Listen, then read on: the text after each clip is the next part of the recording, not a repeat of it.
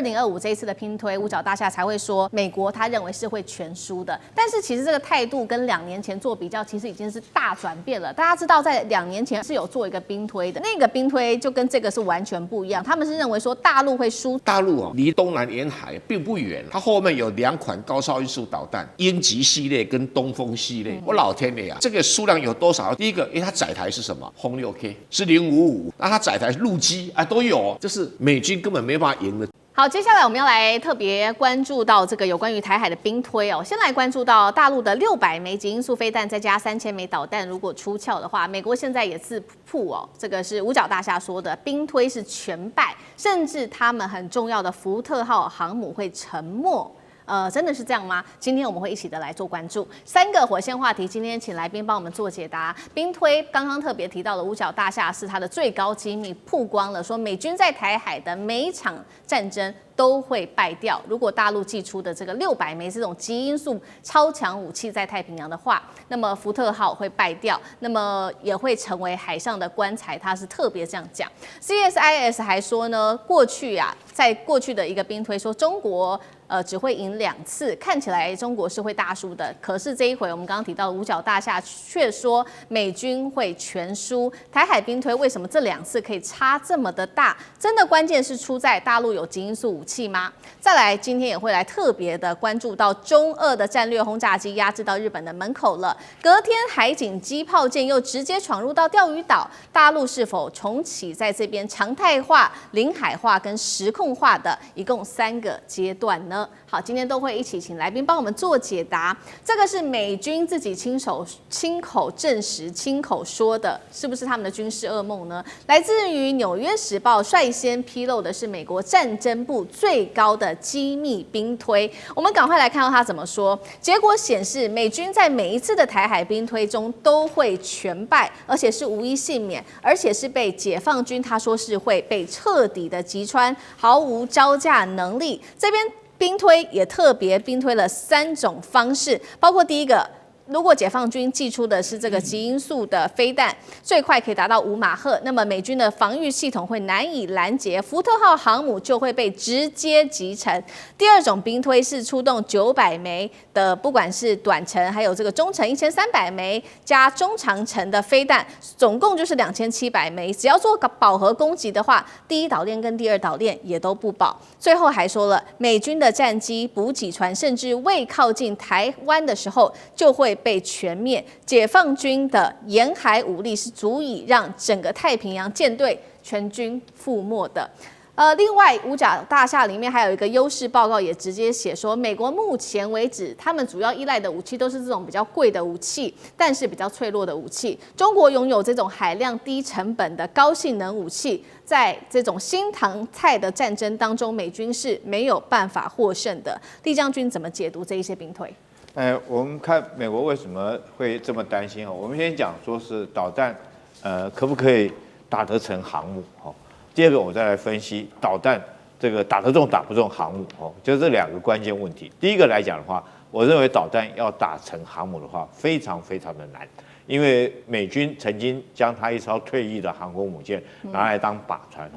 让所有的这种导弹这个或者是舰炮去打。结果打了多久？打了25天才将它击沉。所以要打成一艘航空母舰不是那么容易。以前的航空母舰大概只有1层这个舰体而已，现在航空母舰它会做2层以上舰体，而且中间会做很多的水密窗。你打中其中一个洞，水虽然说海水虽然灌进去了，但是它可以将你密闭隔离，所以你不是那么容易打成。这是我第一个要讲的，要打成没有那么容易。可是中国的这个导弹对航母来讲，它不是要教你打成，它是要点穴作战，就是我点到你那边，我们看武功这个打架这个有时候点穴一点到以后你就动不了了。我觉得解放军的导弹对美国的航母就像是点穴作战，因为它从高空往下打，所以第一个这个飞行甲板那边的钢板是比较薄的，不像2旋的舰体是比较厚的，它比较薄，有可能打穿。第2个来讲，中国的导弹都是超高音速导弹，那速度动辄都10马赫以上，所以不要说爆炸了，光那个动能来讲，就可能将你的甲板击穿。那试问一下，如果说一个飞行甲板被击穿的话，或者是你的指挥这个舰桥被打到的话，那是不是整条航空母舰就已经完全瘫痪在那里？就算你没有打成，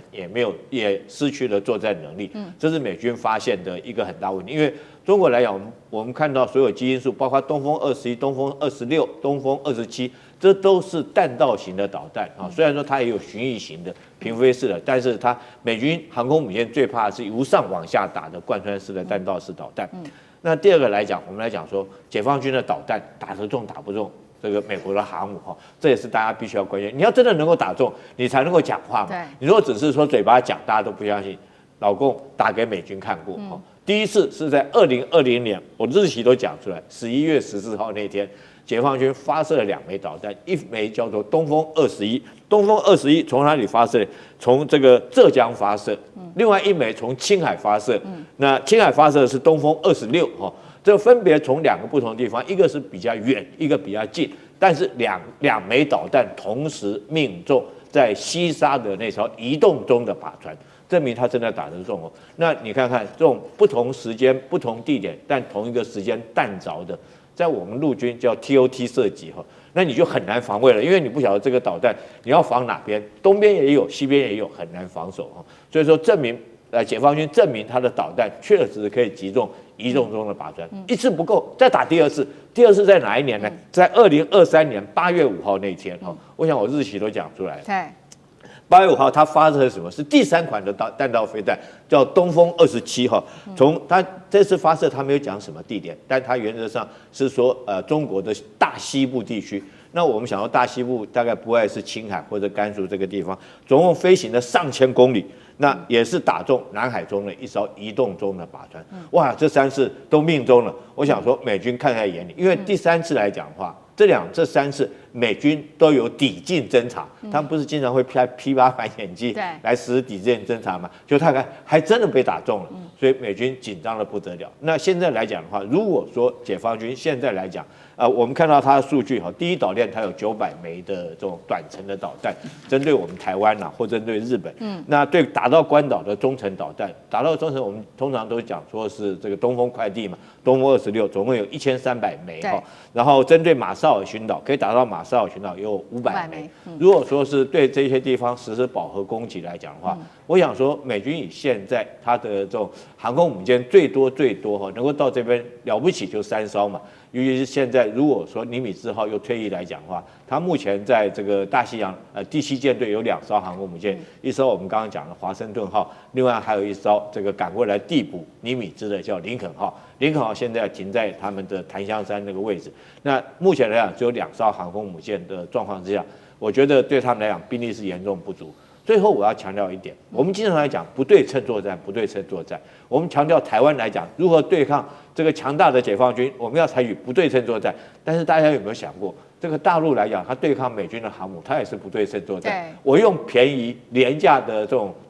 导弹，我就可以应付你高价的航空母舰，130亿一艘的航空母舰，我用导弹就可以将你点穴作战，点到那边让你动不了。那尤其是说对美国事后国内的那种舆情的影响会更严重，所以说美国才会这么紧张。好，确实，现在将军帮我们特别分析到了这个中国大陆导弹这种超高音速导弹的战力是可以如何去瘫痪美国的航母。那确实，这个也是五角大厦目前为止他们最担心的，他们才会认为说2025这一次的拼推，五角大厦才会说。美国他认为是会全输的，但是其实这个态度跟2年前做比较，其实已经是大转变了。大家知道，在2年前2023的时候 ，CSIS 其实是有做一个兵推的，那个兵推就跟这个是完全不一样。他们是认为说大陆会输惨哦。他们说，中国只要在美国不介入，或者是日本中立之下，才有可能胜利。而24场他们做的兵推当中，只有中国大陆只会赢2场而已。到底哪一个可信度比较高呢 ？CSIS 有没有刻意忽略了中国大陆极音速武器跟导弹他们的威力？委员怎么看？2个都对啦。哦，因为它兵推的所用的参数不一样。这个。CSIS 24次的兵推啊，它基本上是不断的调整变参数。这个李将军他们在做兵推，会一下子调整这个，一下调整那个。比如说，解放军用了什么武器啊，用的数量，那这个我军用了什么武器，用的数量去做调整。然后他们24次里面，不管怎么调整，只赢2次，而且这2次啊，都靠的是美军的潜水艇，其他全部被打挂了，美军的水面船全被打挂了，所以这海战对他不可行啊。那潜水艇他们只想到说，那我在台湾海峡不得已的要使用战术核子武器，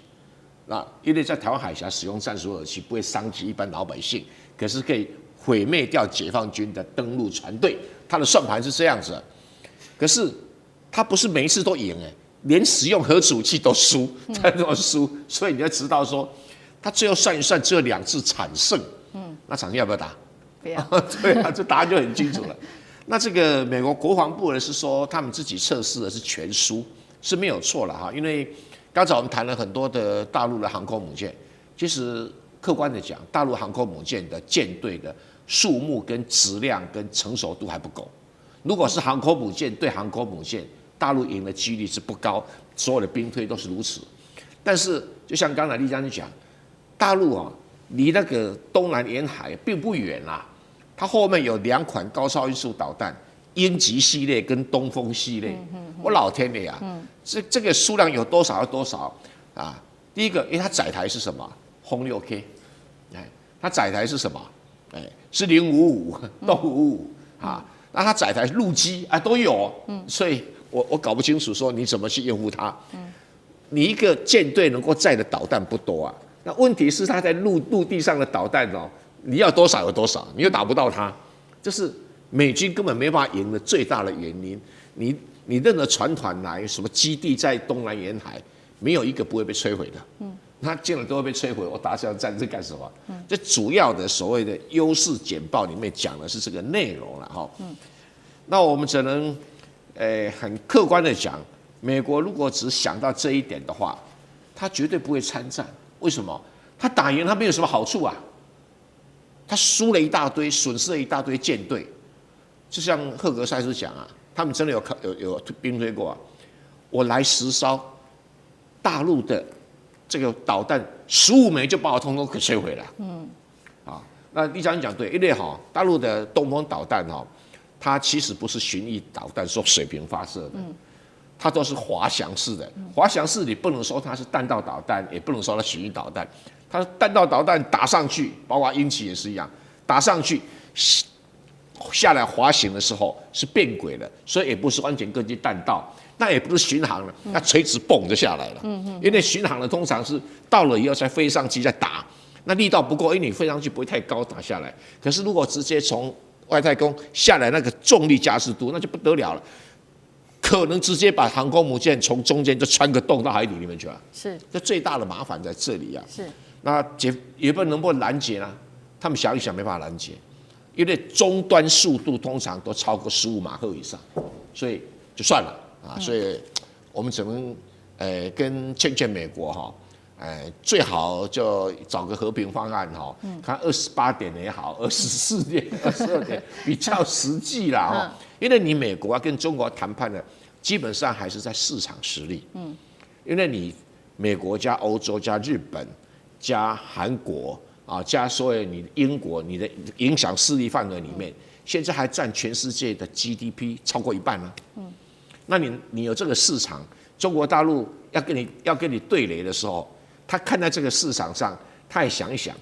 我打这场战争好像也没什么好处啊，所以2方面都觉得打这场战争没好处就弄个28点和平方案嘛。对或者22点也可以嘛，这是最可行的方案最可行的方案。是，确实美国的部分有美国自己的盟友，那中国大陆的部分其实也确实有中国大陆自己的盟友，都是让美国非常担心的。尤其这盟友在军事上面实力又很强。我们要来看到的是中俄，他们现在这个也是最近的消息，这几天他们在东海太平洋进行了第10次的联合空中战略巡航，而且把这个轰炸机是直接开到日本的家门口。日本当当然喊了这是国安威胁，但是北京还是强调是依法展示维护和平的能力。隔天我们看到的是大陆的4艘搭载机炮的船舰直接开到钓鱼岛的领海，当然日方就出来抗议了。中国大陆是要宣布钓鱼岛接下来会实施的是常态化、领海化、实控化吗？会从巡航转变成全面控制吗？赖老师有怎么解读？大陆不会登岛控制钓鱼岛，但是事实上钓鱼岛已经是领海的实控化的一个掌控了，这个一点争议都没有了。也就是说，钓鱼岛的海警船全年无休啊，有的时候是在这个毗邻区啊，在这个地方巡逻，有的时候就进入了12海里内巡逻。如果日本的船啊，不管是它的渔船啊，或者是它的公务船，只要进入这个领海的时候，大陆的船就会进来去驱赶，要不就是逮捕啊。那在过去的时候，曾有一段时间是要把它逮捕，拖回去，例如说拖到福建或者拖到浙江，在这个地方里面进行审判啊。这是过去曾经有过试图要去逮捕。那我们看到的日本的做法，就是它的海上啊这个保安厅，它就会去阻挡啊，让他们的渔船能够跑走。后来日本的渔民干脆就不进入这个海域，因为这个海域本来就不是日本传统渔民的捕海区。以前啊，我们都知道，在过去啊没有现代化之前啊，我们的渔船基本上都是用风力的啊，并不是用这种动力的啊这种。那因此这个洋流的关系，所以日本的渔民基本上不会到钓鱼岛这个海域来捕鱼。那钓鱼岛这个海域是我们台湾的渔民跟浙江的渔民是在清朝的时候，事实上从更早之前，从明朝就是我们两地的渔民的一个捕鱼区，它是长期以来几百年来啊，甚至是都是中国的捕鱼区，不是日本的。它跟日本本岛、日本国一点关系都没有。那日本如果不是因为非法占领了琉球群岛、琉球国，所以他对钓鱼岛他根本没有权利说三道四。好，那现在的情况是这样子：当日本要把这个钓鱼岛国有化之后，那是原来是从石原生太郎开始搞起来的啊，那么一直到这个后来日本要把它国有化的那一天开始，中国大陆就实质上就进入了这个钓鱼岛，现状就被改变了。对，从那个时候到现在没有停止过。钓鱼岛这个中国的海警船是全年无休，在这个地方巡逻，常态化的巡逻。但是你说要登岛去控制这个岛，意义不大，也不会这样做。但是事实上，它已经不是在日本的有效的行政管辖权内了。今天持续来关心在中日的这一场争议哦，钓鱼岛现在是战云密布了。中国大陆的海警机炮舰驱逐日船，等一下我们会持续的来关心，包括美国智库也开始做了一场新的兵推，等一下都会一起的来做关心。今天3个火线话题，我们会请来宾来帮我们特别做解答。第一个，我们来看到的是北京对日现在是实施最后的军事通牒了吗？最新消息，4艘的中国海警机炮舰已经长达3个小时的时间，持续的压制日本的船只。钓鱼岛现状是否已经被改写了？日本还会继续的挑衅下去吗？第二点来关心的是来自于美国智库这边做的一个兵推哦，有关于如果中国大陆侵台，那美日台如果一起加入战场的话，恐怕这边说会付出惨痛的代价。而另外一个数据也显示，就算今天日本是保持中立的态度，不介入战争当中，死伤人数恐怕高达4600多人。如果真的介入的话，伤亡人数有没有可能倍数爆冲呢？这是第二点，我们会来做关心的。最后我们来看到的是，那有关于其他国家的态度，不管是美国或者是欧洲的态度，针对于这场中日的冲突又是如何呢？来看到北京已经2度的把日本告上联合国了，美国却是到至今完全的沉默。法国则是因为经济的考量的关系，现在态度导向中国。日本现在一头热，自己往前冲，高市会不会自己害了日本呢？今天就这些议题，我们会一起的来做解读。赶快来看到中日的这场对撞已经升级到武力冲突了吗？特别我们今天要关注到的是在钓鱼岛的海域这边火光四射啊！来看到的是最新消息，日本的瑞宝丸的号船这一艘船已经非法进入中国钓鱼岛的领海之后，中国这一次是完全不客气了，直接来做反制。2个动作，先来看到出动了4艘的海警船，还有全部呢都是搭载的这种重型的机炮，并且依法驱离，强势执法。刚刚提到了3个小时持续的压制日船，中国海警的发言人也最新特别提到了，他说钓鱼岛跟附近的岛屿是中国的固有领土，日方你必须要立即停止一切任何侵权挑衅的行为。反观日方的方面，只能现在是求于这些外媒来特别做报道，说中国大陆侵犯了领海。但是我们来看到实际的数据，中国海警今年已经29次了，持续的进入钓鱼岛的海域之内，而且是连续18天都是存在的。国际是这样做解读的，中国这一次对于日本已经不再只是一个示警了，是一种宣示一个新的状态。钓鱼岛，换句话说，中国认为是自己说了算，要日本别再做梦了。节目一开始特别来请教委员怎么看了？4艘中国的海警船机炮全部都架好了，现在是准备要武力来实收钓鱼岛的意思吗？未来中日海上摩擦会不会看起来往越来越频繁的方向来做发展？委员怎么看？对，我想钓鱼岛事件的发展到现在你只能说是日本政府活该就原本他说台湾有事就是日本有事，现在台湾还没事了，日本就先有事了。那么这关键就在于高市早苗自己的失言风波，那么他迟迟到现在不愿意收回他当时错误的言论。可是对北京政府来说，很显然他们不会善了了啦。那么我曾经提过说，前一段时间我在这个上海，我看到了中国大陆几乎所有电视台每天晚上的这个夜间新闻的报道，先骂高市早苗20分钟，然后接着才报其他的新闻了。你要知道，当所有他的文宣机器都展开的时候，代表14亿的人只要打开电视看到的都是同样的内容。那你更不要讲在过去这几年我想大概过去10年、15年吧，你到中国大陆去你打开每一台的那个晚上的卫视的这些这个陆剧大概有80%都在讲抗日，就是怎么样抗日，怎么在上海对付这个伪政权，怎么样对付日本的间谍，他讲的都是这个内容所以其实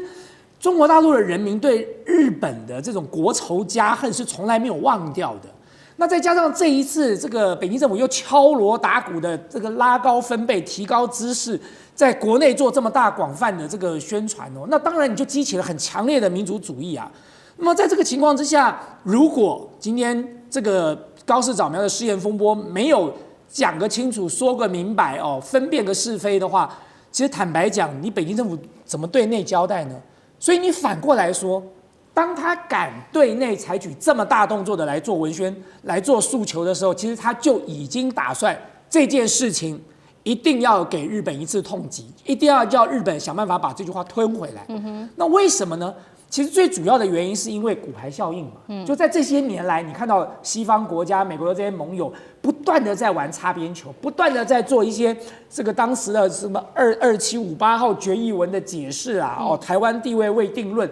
每一个国家都在干这件事情。你看到美国这些盟友都在玩这个把戏所以其实坦白讲，对北京来说，他就是挑一个最欠揍的打一顿就对了。你说要去修理德国、修理法国，可能有点累又有点远，打日本刚刚好就在隔壁然后呢，这个打起来也是游刃有余所以对北京来说，我觉得如果今天高市早苗不撤回他的错误发言的话，必然在这件事情上，北京是不会收手也不会善了的。那既然是如此，他要做什么呢？这就是北京政府厉害的地方了。他为什么挑钓鱼台？因为钓鱼台本来就有主权争议就中日之间的钓鱼台争议，没有任何一个国家可以介入，除了台湾。就钓鱼台本来就是这个中日台3方在争。但你说台湾跟中国，好歹在一个中国的架构下都是属于中国所以你说这3组里头有2组是中国，所以对中国大陆、对北京政府来讲，他现在去跟日本来谈一谈钓鱼台这件事情，他绝对在国际法上站得住脚。其他的国家想要介入也没有任何理由，没有任何的理由，因为这种主权之间的纷争，日本的北方三岛跟俄罗斯当时也有纷争跟苏联都有所以这些这个相关的这些岛屿上的主权争议，其实在国际上，就算其他的国家想要介入，恐怕也很难。所以对北京政府来说，我认为在钓鱼台的主权这次的冲突上，他已经对日本做了极限施压了。这个极限施压就是说，你不收回这个言论，我就一步一步的进逼。你有种你就来打我，那我们到时候就看谁在这场冲突里头谁会吃大亏。那么他已经吃定了一个没有在美国背后帮他撑腰的日本，根本就是一颗马吉啊，就是一颗软柿子。所以日本长期以来的狐假虎威，不就是因为仗着背后的老大哥吗？可是北京政府在这个时刻已经跟川普打过招呼了，所以你会看到美国在这一次的这个发言其实是很谨慎的，而且很低调的。对。那么甚至川普在第一时间打给高市早苗，我也不认为他不会提这件事情。那你就要看高市早苗愿不愿意在这件事情上退让了嘛。所以我觉得对高市早苗来讲，他当然极有可能是利用美国。大家外表看起来说他是为了配合美国演这出戏嘛，可是我现在看起来他极有可能是为了利用美国，因为呢他想要修宪，他想要放弃这个无核三原则，可是他必须要找个借口，所以他要借这件事情来完成他所谓的这个日本极右翼的使命哦。可是当美国老大哥不买单哦，美国老大哥没打算自己涉入这趟浑水当中的时候，那你就要看日本政府自己怎么收摊了。好，所以我们看到在日本这种大动作持续之下，北京现在等于是说可以看得出来是下了最后的冲跌。如果真的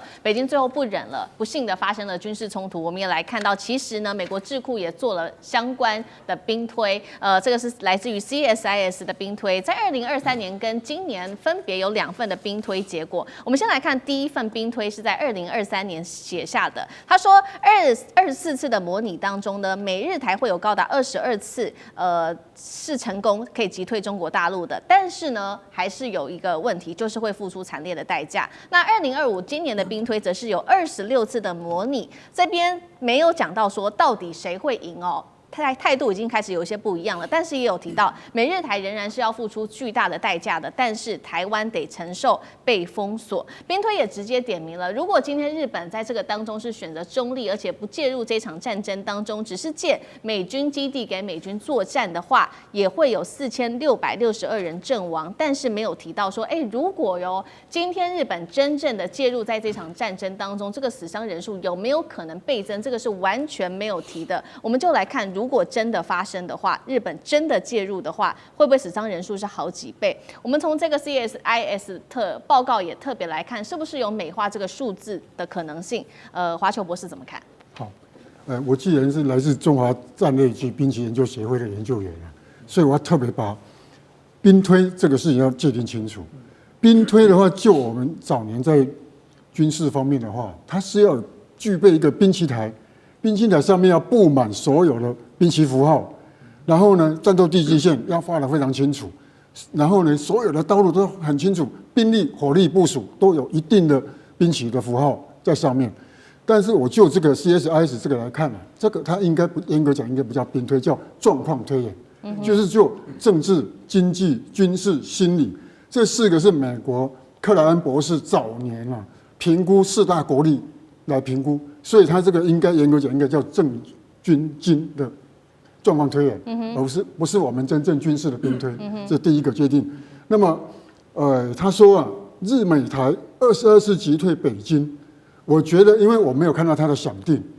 真正的兵推是有想定的，我没有看到真正的想定，也没有看到他的作战计划，也没有看到情报官的情报的这个判断，所以要22次击退北京，我认为这个难度非常的高。北京啊不是纸老虎，北京现在的国力、军事力量是全世界排名第2，仅次于美国，还在俄罗斯之前。那么这是不是这个刻意的美化？其实以军事的状况来讲啊，用美化这个词是比较一般的说法，应该叫做事实的战况的陈述。战况打到什么程度？这个战况是焦灼或者是崩毁？那么看起来，如果照 CSIS 这样讲说22次击退北京，那这个战况一定是非常的悲惨，甚至于不敢说是全歼，但至少是重大的伤害。我认为如果就军事来看，他连要转进的机会都没有，退却的话也很难。是不是要采取逐次抵抗？那也不容易。为什么？因为你既然是22次被击退，那么表示你的兵力火力受损的非常的严重，现场的作战指挥官应该没有能力继续指挥这个部队，而且呢，就这个状况判断，增援的部队来不及投入，增援部队就是预备队，预备队投入有一个最重要的原则叫做扭转战局。那看起来如果22次连续被击退，好，那可能我认为这个可能性不高。而且我补充一点其实因为在过去这段时间，我有特别关注 CSIS 的相关的一些内容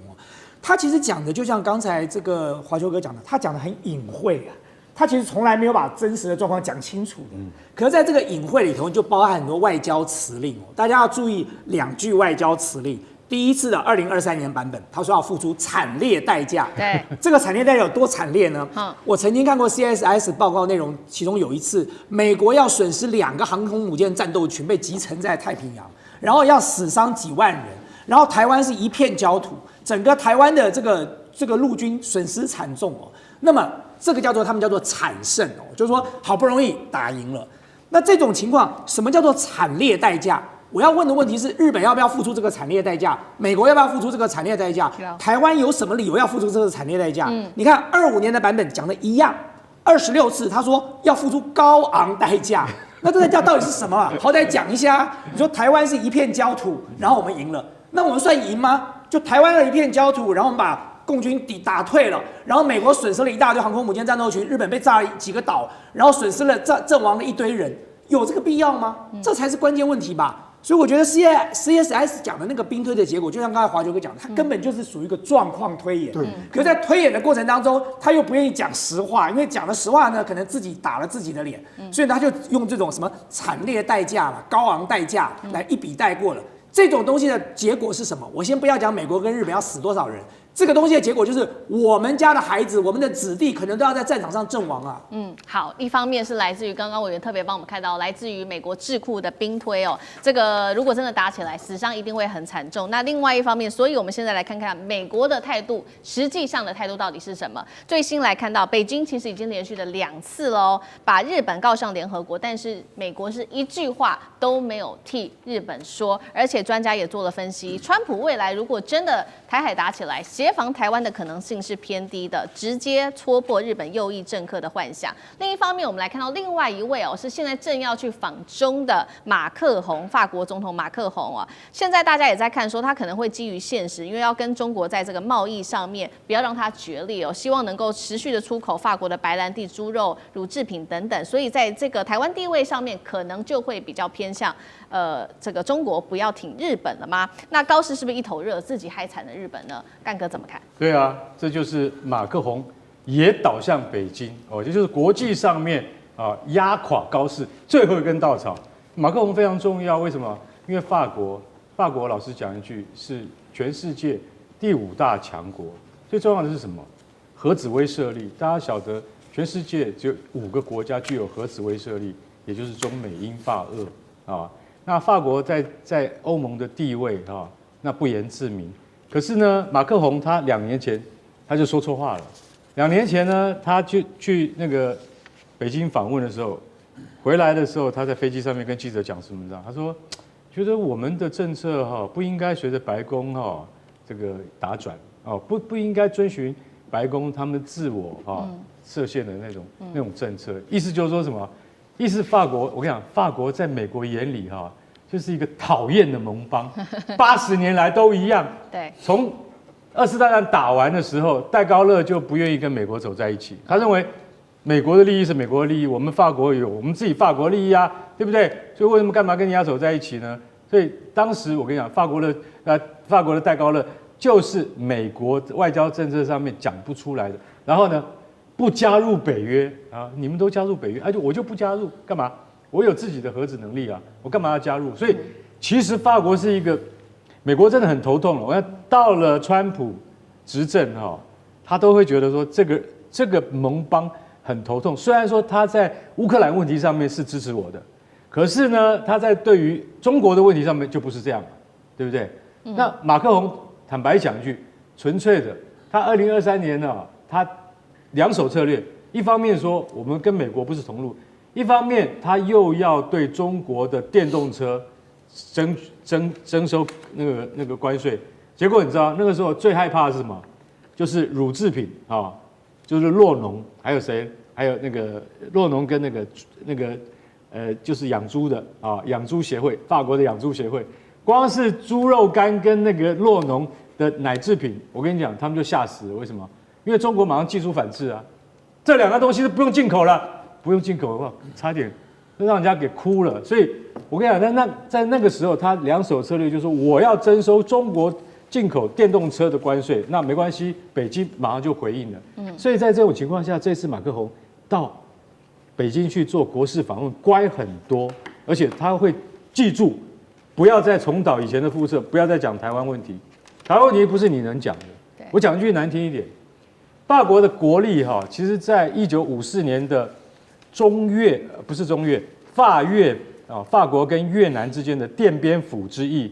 活活打败之后，法国从此退出东南亚。东南亚没有你讲话的份儿。为什么？因为你根本你的国力从几十年前到现在，你也没有能力去过问东亚的事情。英国都已经退却了，那法国你还能够讲什么？所以马克宏他现在你会展现出说，你看看他到时候哈，他跟习近平哈，如果没有联合公报的话，记者也会试探说对于高市早苗这件事情的看法，马克宏一定会非常巧妙去避开这种问题，就因为他不可能站在川普的那个立场，他也不会帮日本背书，为什么？因为他觉得他要保护自己的利益才是最重要的。所以我认为高市早苗等到马克宏跟那个习近平他们的会谈结束返国之后，你就要知道说，各大国家你的主要的西欧盟邦都没有支持你的状况之下，高市早苗你是不是要再发一份比较正式的声明，向中国人民道歉？我们要来持续关心在军事上面的消息。那最新的消息哦，是这个轰六，大陆的轰六现在挂核弹，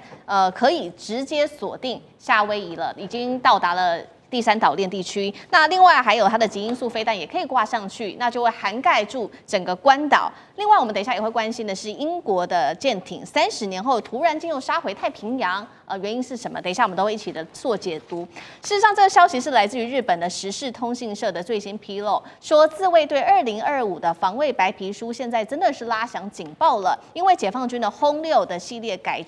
改良版本，也就是轰6N，现在画面上我们看到这款最新的武器哦，带来全新的战略威胁，因为它能够搭载第一个我们要来聊的就是它的核弹头空射巡弋飞弹，火力直指美军的关岛的基地。第二个，中国媒体还火上加油报道说，轰六甚至也可以挂载的是 CN401的极音速飞弹，在运油20的支援下，它的作战半径就可以高达了7000公里，7000公里就可以直接抵达在第三岛链的夏威夷，那第二岛链的关岛更是可以直接覆盖住了。到底战力有多惊人？轰六，华干哥怎么看？老实讲一句，你要看的重点不是轰六，重点是在运20。它现在叫运油20。运油20跟轰六之间的搭配，轰6N 是特别改进型，要携带核子弹头的，所以它的防护跟它的电子装备都优于以前的轰6K， 甚至更久的轰6D 啊这些飞机。所以你要知道说，今天运油20，它今天我们特别注意到，它跟2架轰6在进行空中加油的行动之中，使用的是软管。使用是软管是什么意思？它带的是软管，就代表它可以帮很多种飞机加油，不是只有轰炸机，它也可以帮战斗机加油。也就是说，你现在看到央视公布画面，你看到了轰6跟运油20的结合，这个非常重要，那个才叫做战略空军，了解吗？战略空军才必须具备这样的实力。美国空军它夸称它在能够全球作战，是因为就算是在北极，它都派得出加油机。大家就晓得说，即使我的战斗机在那边，在那边有盟邦基地，可是我没有足够的运油机、加油机的话，我是不能够打仗的。美国它最自夸就是这样，美国有700架运油机。那现在中国大陆现在正在急起直追，它一定要追上美国。大国博弈一定会追上，只是时间而已。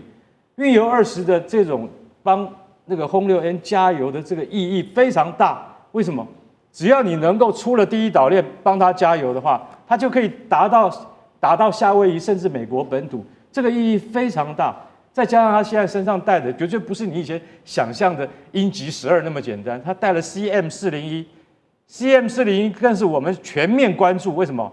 因为是高超音速导弹、高超音速武器，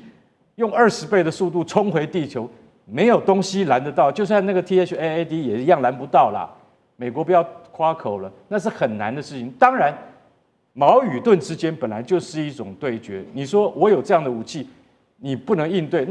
那你有这样的武器，可能我也不能应对。科技永远是在互相消长、互相比较的状态之下。可是如果说运油20能够支持你飞到7000公里的航程，那就已经过了夏威夷了，就会直逼美国本土，那就是实质威胁，除了核子动力潜艇、核子弹道飞弹潜艇之外，我的空军可以打到这边，意义非常大。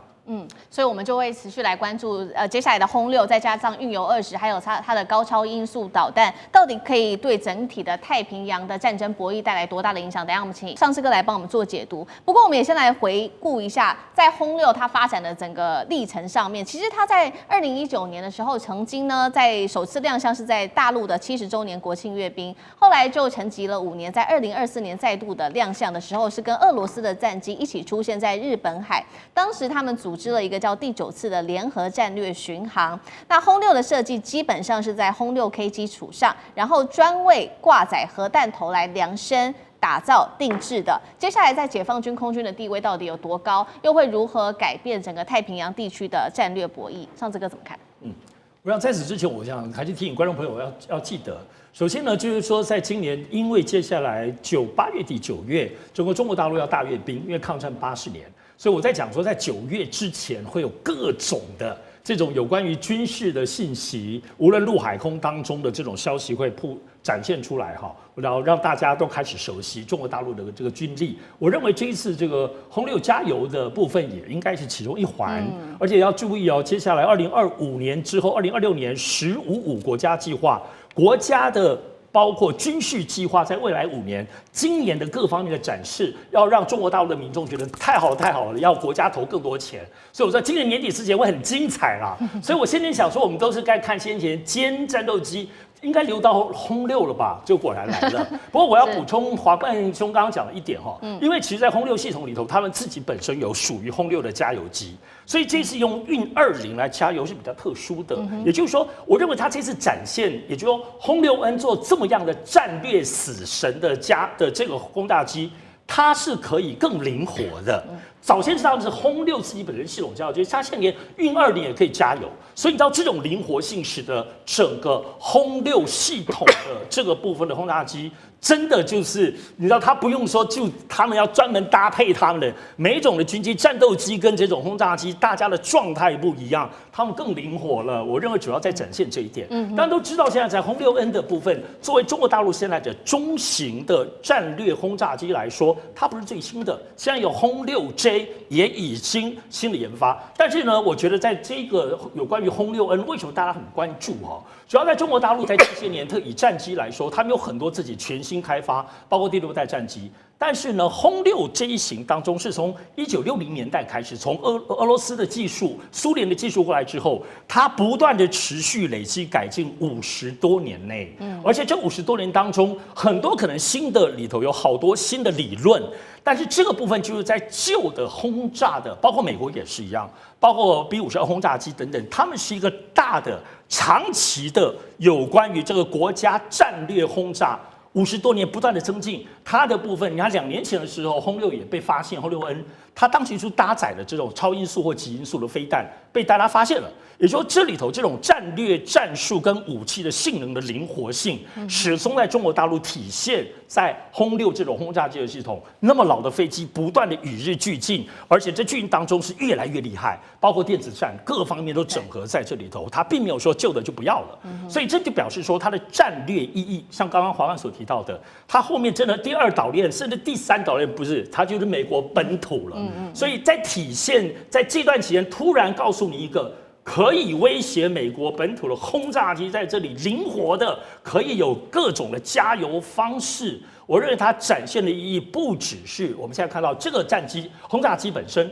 还包括现在环太平洋军演跟接下来展现这个第2岛链到第3岛链的战略意义。这个威吓性，我认为也是同样存在的。好，我们看到中美之间的这个军事较量，已经可以看出中国已经不只是打到第1岛链、第2岛链、第3，甚至到美国本土。那在这个同样的一个时间内，我们也看到英国最近呢，不只是这个，也提出了一些战略上面的讯号。他们再次的回到我们今天要来关注在第1岛链这边，为什么英国又突然间杀出哦？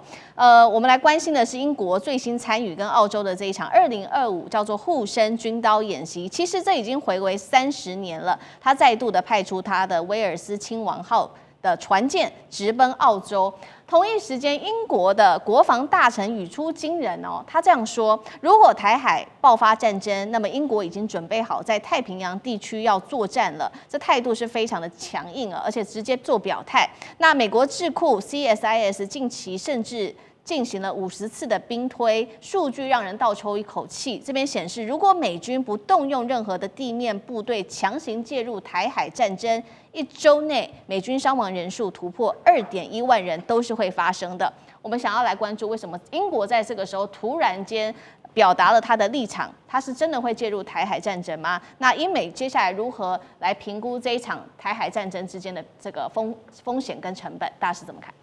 这个发言就很清楚了哈，整个西方世界，还有就是说西方的跟随者，日本啊，甚至韩国，他都不希望看到中国统一，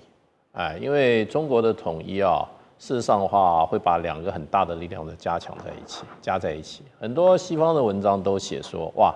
你要让两岸合在一起吧，不得了啊！台湾这边有世界最先进的这个所谓的这个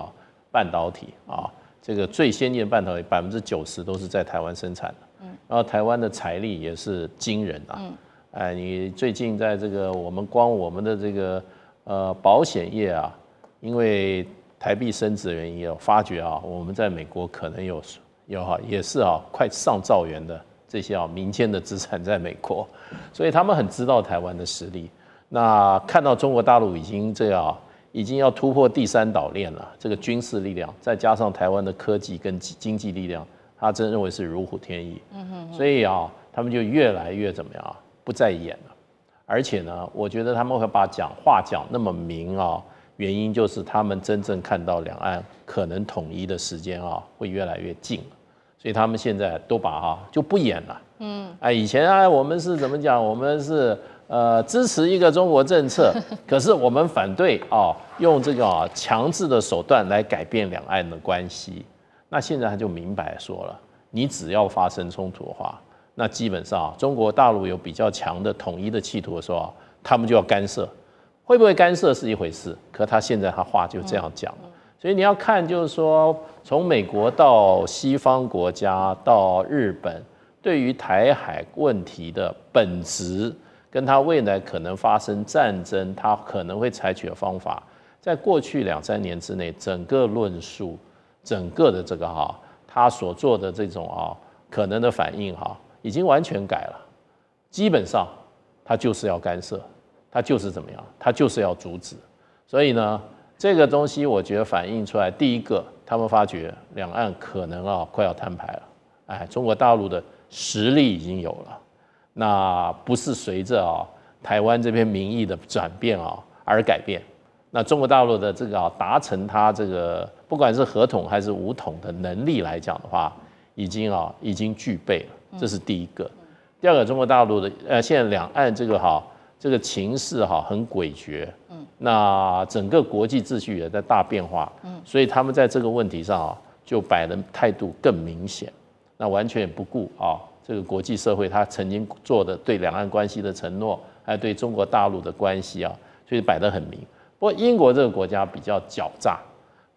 台海发生战争的话，它是出不了一点力的。它的这个航空母舰来一趟等到了台湾海峡这个台海战争已经结束了，它就那一艘可以开过来的。可是英国人是很狡诈的，他基本上他就怎么样？他第一个他鼓励美国，鼓励西方，鼓励什么？鼓励日本这些国家说。我们都是站在一起的他把这个言论上光言论上他就可以得到美国这个川普心理上美国社会的很大的怎么样，很大的感谢。那另外一方面呢，事实上他也在给这个整个未来的这个美国的西方代表的军事力量这个团体他给他一种打气。所以英国常常就是说，在这种冲突现在跟未来冲突中他都希望扮演一个角色。不过他都有一个特色，他都是希望冲突的。为什么？这就是岛国的这种生存战略。他因为在一个岛上，所以他就希望这种大陆性的国家永远是在一种战乱之中。他在这个他就从这个从旁边从中取利。所以你看今天俄乌战争讲的最明白的就是英国英国说我准备跟俄罗斯打仗然后呢，我们随时我们英国的军队准备派到欧洲大陆去跟俄罗斯军队硬干一场。他话讲得很明的，那基本上是什么？就是希望你这样战争继续因为大英帝国就是建立在不断的这个国际上的这种冲突里面，它怎么样叫什么分而治之，最后它获得最大的利益。这个就是英国的整个的国际的地缘政治的基本战略。一个混乱的世界才能够造出一个岛国的英国的最多的机会。到现在他们也没改，未来也不会改。